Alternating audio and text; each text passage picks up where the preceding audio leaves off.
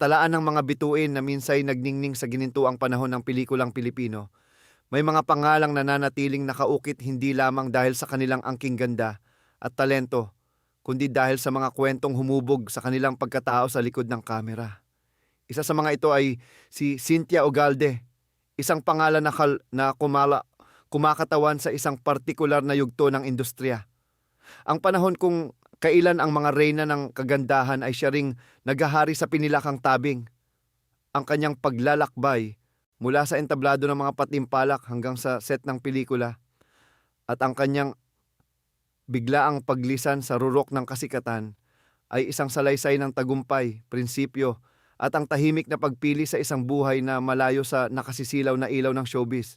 Bagamat ang kanyang karera sa pag-arte ay hindi naging mahaba, ang epekto nito ay nanatili sa alaala ng mga nakasubaybay sa kanyang panahon. Ang kanyang kwento ay hindi lamang tungkol sa isang aktres, kundi isang paglalarawan ng isang babaeng may matatag na paninindigan sa gitna ng mga tukso at hamon ng katanyagan.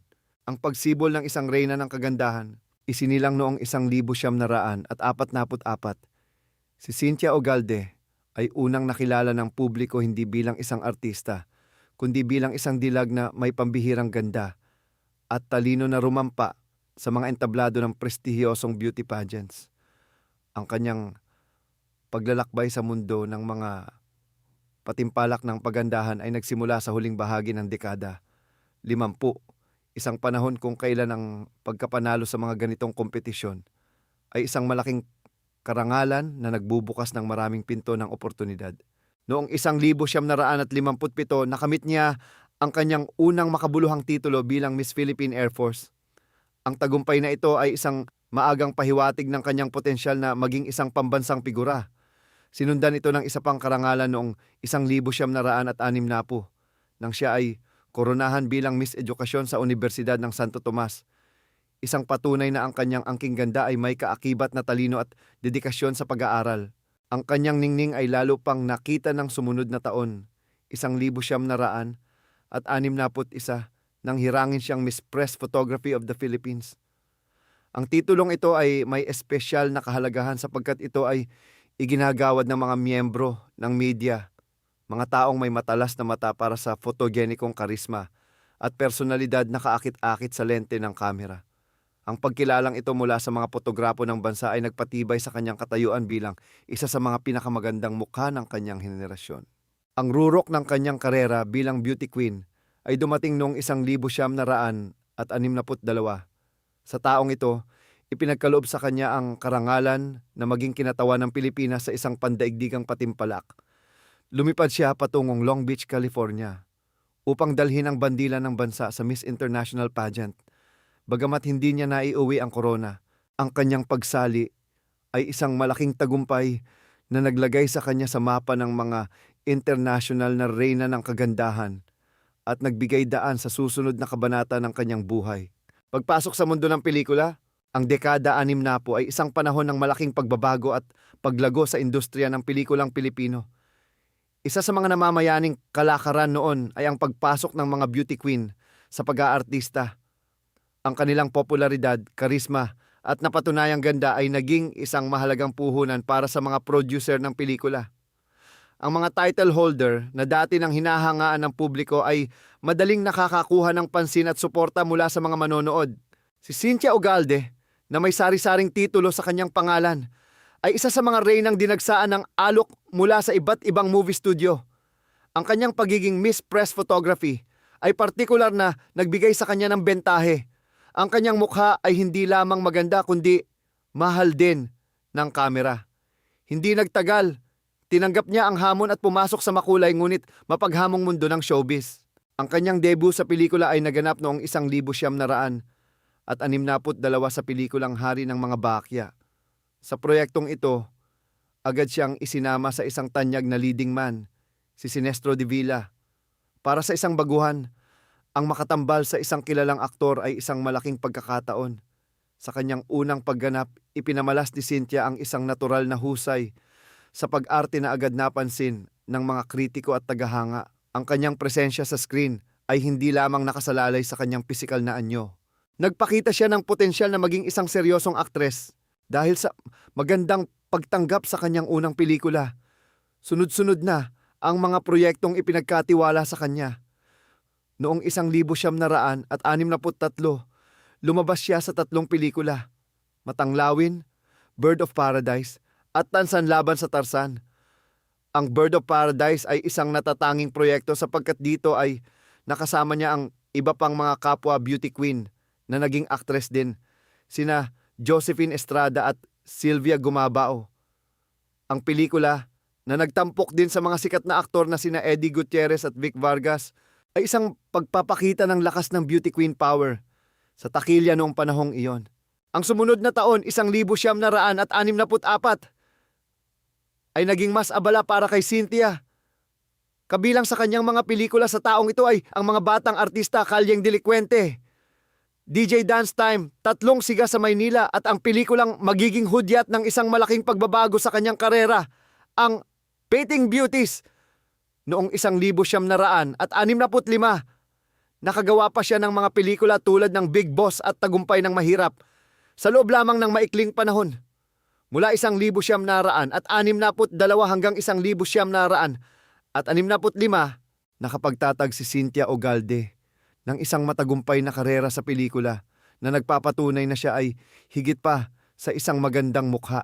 Ang misteryo ng biglaang paglisan sa kalagitnaan ng kanyang mabilis na pagsikat at habang ang kanyang pangalan ay patuloy na kinikilala ng mga movie fans, isang hindi inaasahang pangyayari ang gumulat sa industriya. Matapos ang pagpapalabas ng pelikulang Batting Beauties noong 1964, si Cynthia Ogalde ay bigla na lamang naglaho sa mata ng publiko. Ang kanyang pagkawala sa pinilakang tabing ay naging isang malaking misteryo na naging paksa ng usap-usapan sa mga sulok ng showbiz sa loob ng mahabang panahon. Para sa isang artistang nasa rurok ng kanyang karera, ang biglaang pagtigil ay isang pambihirang desisyon. Ang kawalan ng opisyal na pahayag sa simula ay nagbunga ng iba't ibang espekulasyon at mga walang batayang usap-usapan. Maraming teorya ang lumabas upang subukang ipaliwanag ang kanyang paglisan. Ang isa sa mga pinakakumalat na haka-haka ay ang di umano'y pagkakaroon niya ng mental illness.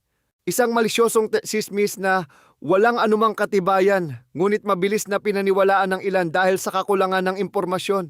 Ang katahimikan ni Cynthia ay nagbigay daan upang lalong lumago ang mga kwentong ito. Para sa kanyang mga tagahanga, ito ay isang malaking katanungan.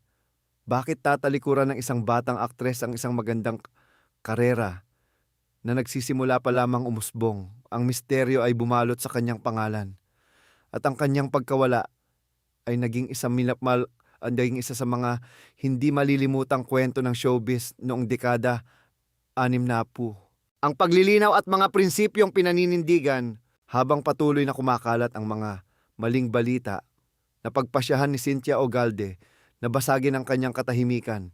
Sa isang matapang na hakbang, humarap siya sa publiko upang personal na linawin ang mga sirkumstansya sa likod ng kanyang pansamantalang pagre-retiro sa pag-arte. Ang kanyang mga inilahad na dahilan ay hindi lamang nagpabulaan sa mga malisyosong tsismis, kundi nagpakita rin ng isang babaeng may malalim na pananaw sa buhay at may matatag na mga prinsipyo. Inilahad ng aktres na ang pangunahing dahilan ng kalakwakan ng kanyang pagkawala sa limelight ang pagtatapos ng kanyang kontrata sa Sampaguita Pictures, ang kanyang home studio. Ang pag-expire ng kontratang ito ay nagbigay sa kanya ng pagkakataong pag-isipan ng mabuti ang direksyon ng kanyang buhay at karera. Isa sa mga pinakamabigat na salik sa kanyang desisyon ay ang kanyang pag-aaral. Sa kabila ng kanyang abalang schedule sa pag-arte, ipinagpatuloy ni Cynthia ang kanyang pag-aaral sa kursong Home Economics. Ang pagsasabay ng dalawang demandadong gawain, ang pag-aaral at pag-arte, ay naging isang malaking hamon. Parehong nangangailangan ito ng buong oras at focus.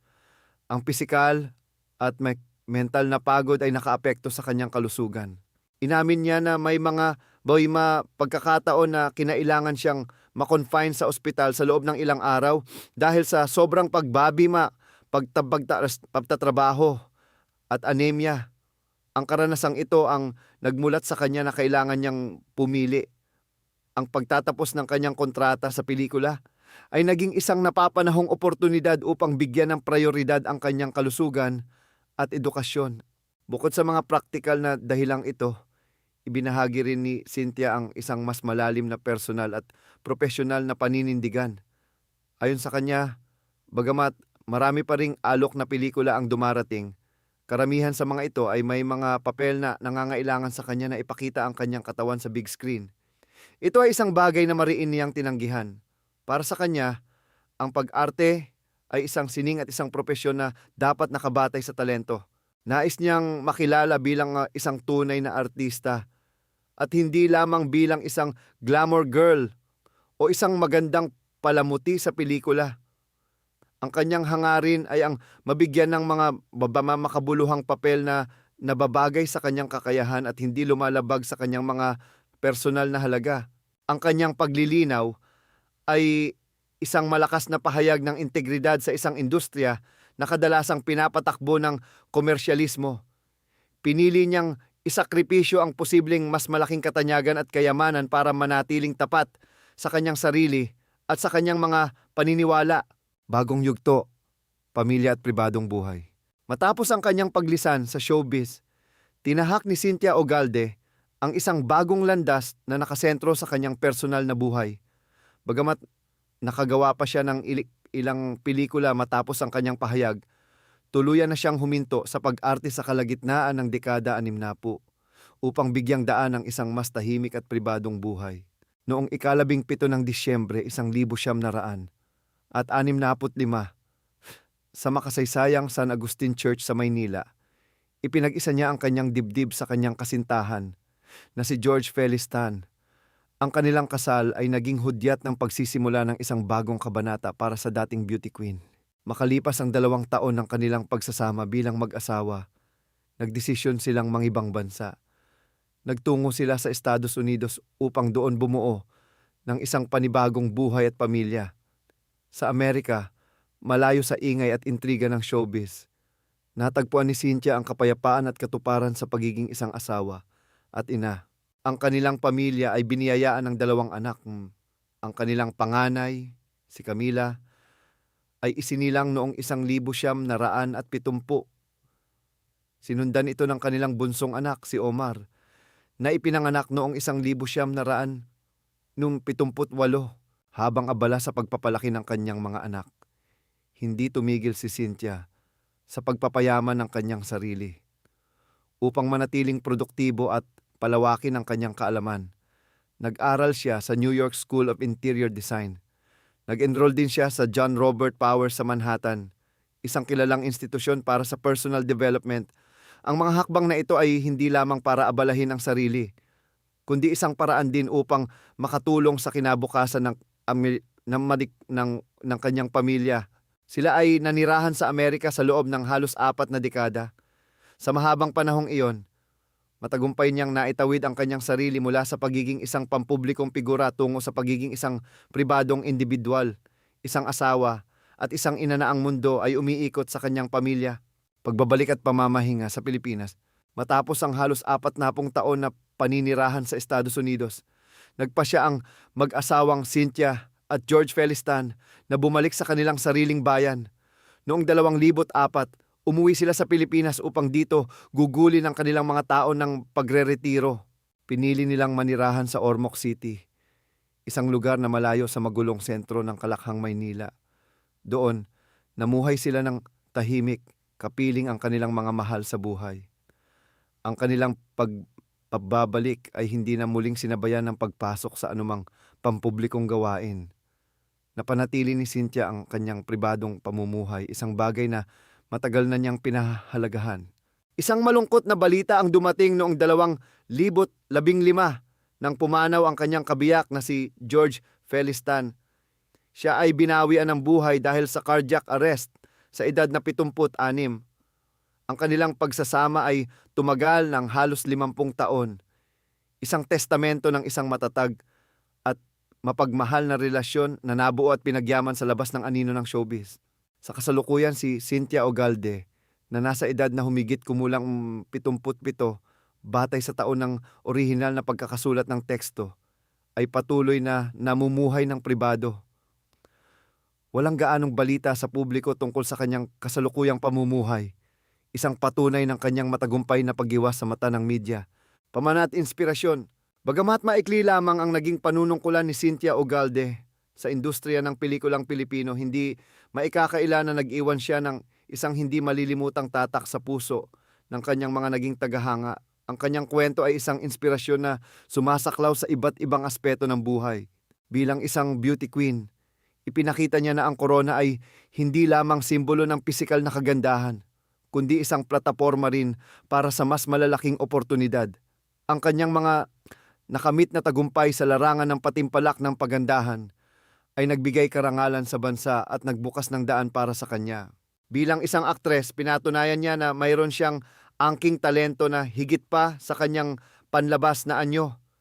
Sa bawat pelikulang kanyang ginawa, nagpakita siya ng dedikasyon at profesionalismo na hinangaan ng kanyang mga kasamahan. Ngunit marahil, ang pinakamahalagang pamana ni Cynthia Ugalde ay ang kanyang paninindigan.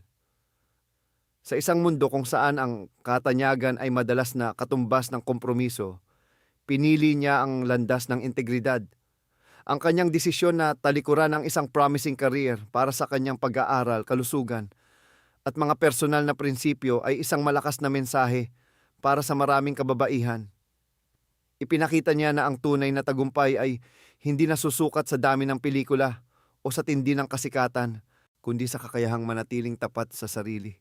Ang kanyang buhay ay isang paalala na sa likod ng bawat kumikinang na bituin sa langit ng showbiz, mayroong isang taong may sariling mga pangarap, prinsipyo, at ang kalayaang pumili ng landas na magbibigay sa kanya ng tunay na kapayapaan at kaligayahan.